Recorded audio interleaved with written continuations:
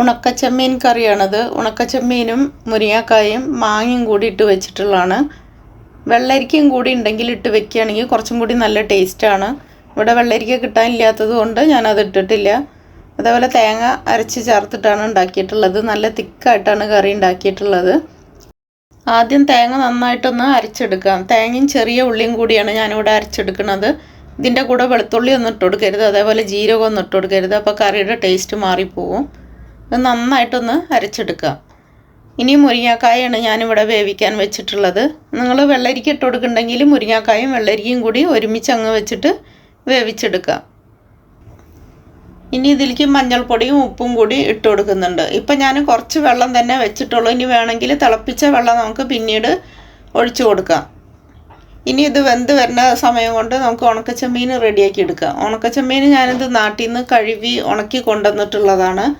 നിങ്ങളങ്ങനെ കഴുകി ഉണക്കി കൊണ്ടുവരാത്തതാണെങ്കിൽ നന്നായിട്ടൊന്ന് കഴുകി എടുത്തിട്ട് വേണം അതിനെ വറുത്തെടുക്കാനായിട്ട്. ഇപ്പം മുരിങ്ങക്കായ വെന്ത് വന്നിട്ടുണ്ട്. മുരിങ്ങക്കായ ഒന്ന് നന്നായി വെന്തതിൻ്റെ ശേഷം അതിലേക്ക് മാങ്ങ ഇട്ട് കൊടുക്കാൻ പാടുള്ളൂ. മാങ്ങയും മുരിങ്ങക്കായും കൂടി ഒരുമിച്ച് വെച്ച് കഴിഞ്ഞ് കഴിഞ്ഞാൽ മുരിങ്ങക്കായ അങ്ങ് കല്ലിച്ച് പോവും, വേവാത്തൊരു പരുവത്തിൽ കെടുക്കും. അപ്പോൾ വെന്തതിൻ്റെ ശേഷം ഇതിലേക്ക് മാങ്ങയും പച്ചമുളകും കൂടി ഞാൻ ഇട്ട് കൊടുക്കുന്നുണ്ട്. അത്യാവശ്യം പുളിയുള്ള മാങ്ങയാണ്, ഒരു മാങ്ങ തന്നെ ഞാൻ എടുത്തിട്ടുള്ളൂ. കറിക്ക് കുറച്ച് പുളി വേണം, എങ്കിലേ നല്ല ടേസ്റ്റ് ഉണ്ടാവുള്ളൂ.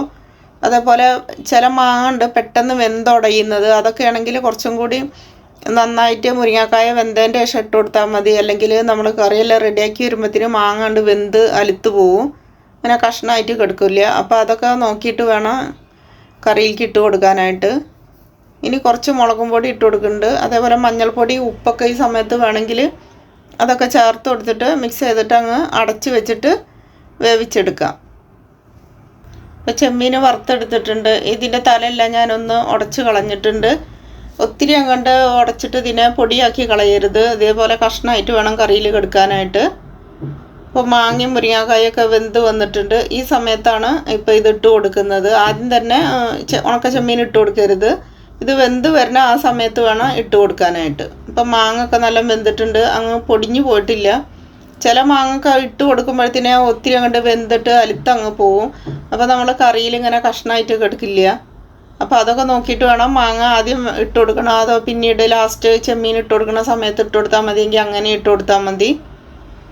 ഇപ്പോൾ ചെമ്മീനൊക്കെ ഇട്ട് കൊടുത്തിട്ടുണ്ട്. ഇനി അധികം ഇട്ടിട്ട് തിളപ്പിക്കേണ്ട, ഒന്ന് 2-3 തിളക്കം വരുമ്പോഴത്തേന് തന്നെ അതിലേക്ക് തേങ്ങ അരച്ചത് ചേർത്ത് കൊടുക്കാം. തേങ്ങ അരച്ചത് ചേർത്തിട്ടും ഒത്തിരി ഇട്ടിട്ട് തിളപ്പിക്കരുത്. കുറച്ച് ഇതേപോലെ 2-3 തിളക്കം വരുമ്പോഴത്തേന് സ്റ്റവ് ഓഫ് ചെയ്യണം. അപ്പോൾ ഈ സമയത്ത് ഉപ്പും മഞ്ഞൾപ്പൊടിയൊക്കെ വേണമെങ്കിൽ മഞ്ഞൾപ്പൊടി, അതേപോലെ ചുടുവെള്ളം വേണമെങ്കിൽ ചുടുവെള്ളം അതൊക്കെ ഒഴിച്ചു കൊടുക്കണം. പച്ചവെള്ളം ഒഴിച്ചു കൊടുക്കരുത്, ചുടുവെള്ളം തന്നെ ഒഴിച്ചു കൊടുക്കണം. കറിയിൽ ഉപ്പും പുളിയൊക്കെ ഉണ്ടാകുന്ന നോക്കണം. ഉപ്പും പുളിയൊക്കെ ഉണ്ടെങ്കിൽ ആ സമയത്ത് തേങ്ങ ചേർത്ത് കൊടുക്കാം. തേങ്ങ നന്നായിട്ട് അരച്ചിട്ട് വേണം ചേർത്ത് കൊടുക്കാനായിട്ട്. ഈ തേങ്ങ ചേർത്ത് കൊടുത്തിട്ട് ഒത്തിരി നേരം ഇട്ടിട്ട് തിളപ്പിക്കരുത്. 2-3 തിള വരുമ്പോൾ തന്നെ സ്റ്റവ് ഓഫ് ചെയ്യണം.